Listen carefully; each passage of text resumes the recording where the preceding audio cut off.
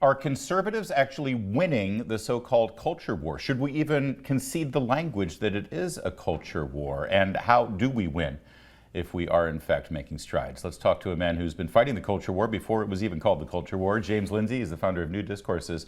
His latest book is The Marxification of Education, and he joins us now. Okay, well, first of all, do you even concede the concept culture war? That seems like something the left has thrown upon us. I mean, it sort of is. It's a war now because we're fighting back, but the right term is cultural revolution.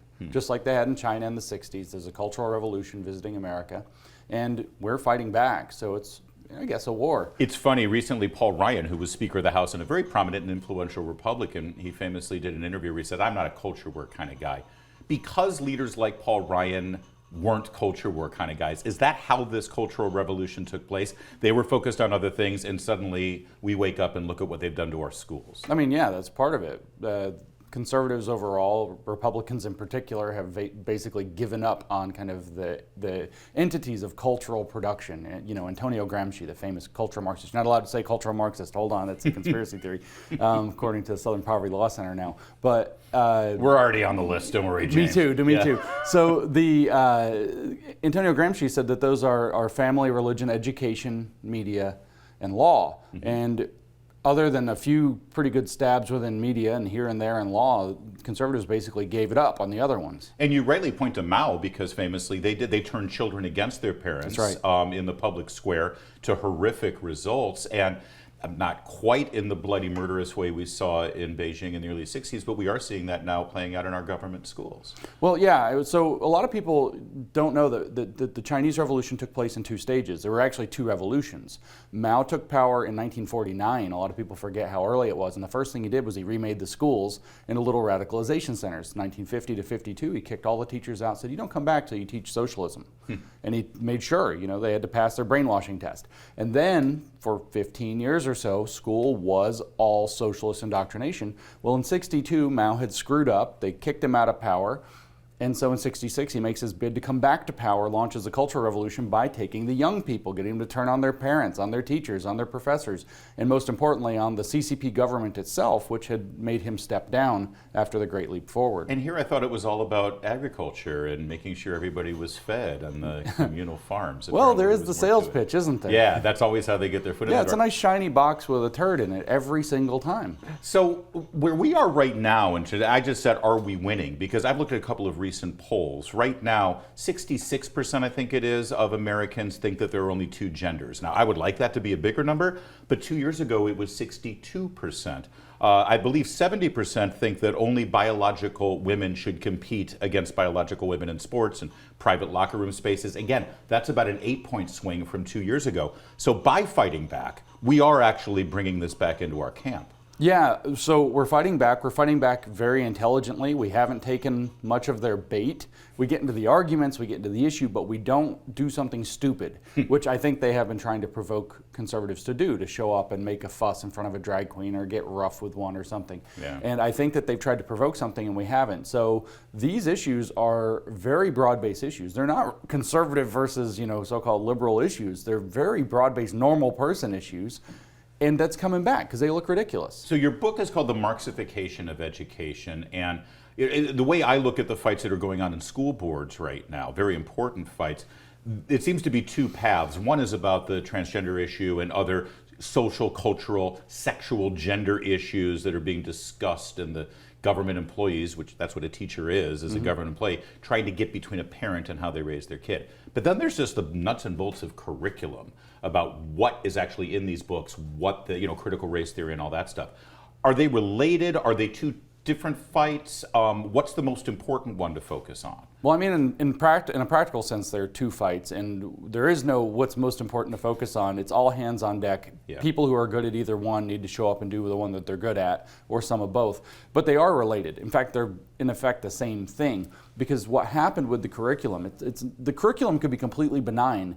What they're doing is training teachers to use the curriculum as an excuse to have a political conversation. Yeah. Real fast, I've heard you talk about the teacher schools as sort of being the ground zero of this. Yeah. It's like it's not enough to look at what's at Stanford University. It's not enough to look at what's going on in schools. It's actually these schools that specialize in creating educators. Yeah, teacher education is out of control. In fact, one of the most effective things people could do right now to fight back is to take away the monopoly on teacher certification through these colleges of education. Those have been utterly captured by Marxists since '92 at least, maybe earlier. And so what they do is they use, whether it's the setting of the school, whether it's the library, the way it's laid out, the books that are in it, whether it's the bathrooms and what's going on with those, whether it's the sports team, whether it's the curriculum, the word problems in a math class, what those all are is excuses for the teachers to talk about social issues, cultural issues, political issues from their woke or Marxist lens. One of the roadblocks I see when conservatives try to address these issues is I think a lot of people look at the school system in the same way they look at that. Everyone hates Congress, but they love their congressman. Right. Everyone hates the teachers or the teachers' unions, but they love Mrs. Jones, Susan's third grade teacher. How do you break through that? Well, what you have to do is you have to start to identify that there are certain teachers who are problems, and most of the teachers are either brainwashed or not a problem, and they're just stuck by a system. So getting Or more they're discerning. intimidated by the union bosses. Very much, very much, very much. So targeting things like the teachers' union very specifically, I think, is very helpful. The teachers' union isn't serving the teachers. The teachers' union is serving its own political agenda, and that's, I think, become very clear. That's part of why we're starting to win now. Yeah, and the teachers need to step up as well. That's right. They need to actually say, no, you don't represent us anymore. That's right. But You don't represent us. You don't speak for us. And look, this is our experience. This is what's going on. Our stories have got to be told too. Teachers have got to start standing up and taking those risks as well. Other resistance that I hear a lot, and I bet you hear it too, is you'll hear from parents, this is why I homeschool. This is why my kids are in parochial school. Or I don't have kids anymore, not my problem. These schools are still as long as we have government-run schools, even if your kids are not in those schools, we still have a vested interest and we have a say in this, right? Well, that's right. That's right. And so there is a big stake. People, we want to get out of the schools. I think you should protect your kids. Public schools, private schools are both highly corrupted because of the accrediting bodies and because of the government. But you have a seat at the table. You have the ability to go vote at your public school board meeting, to speak at your public school board meeting, and if we lose that, that's going to be a big problem too. The product of these schools are voting. The product of these schools are the people we're going to be hiring. The product That's right. of these schools are the people that we're interacting with, and our kids are interacting. So even if you're raising your kids right, you're still affected. Our communities are brought down by these. That's exactly right. That's what they called the long march through the institutions. They realized that's generational warfare. It's not like a bunch of leftists show up and decide they're going to take over Walmart. It's they take over the education system, and they educate a generation of teachers, and those educate generations of students, who that becomes a self-fulfilling cycle of getting worse. And then 2-3 generations down, 50 years down the track from, say, 1968, here we are. You've taken over all the cultural institutions. You've made the future, and it changes the world as it goes into the workforce. You were sort of a voice in the wilderness on academia and about the criteria used for studies and the value given to what is basically BS out there, wrapped around Marxism, wrapped around science, right? Yeah.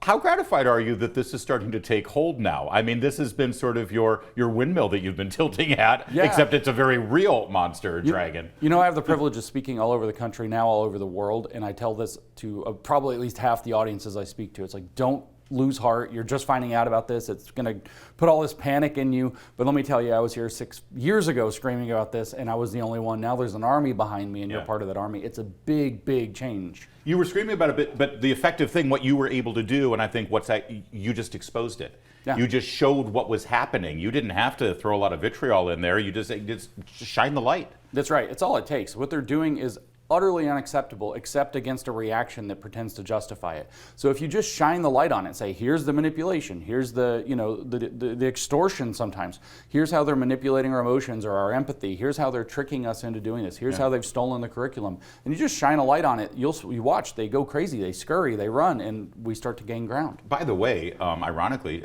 like on the transgender policy and so-called gender-affirming care for children, Scandinavia, Great Britain, they're actually ahead of us now. They've actually moved further than we have. That's a good sign, too.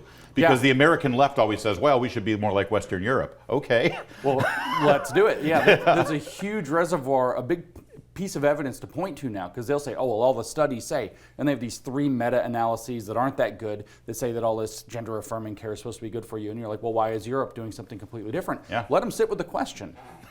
James Lindsay, great stuff. Thank you. Thank you for leading the charge on this and sort of showing us the way. Great stuff. There is more to come. Keep it here. It's O'Connor Tonight.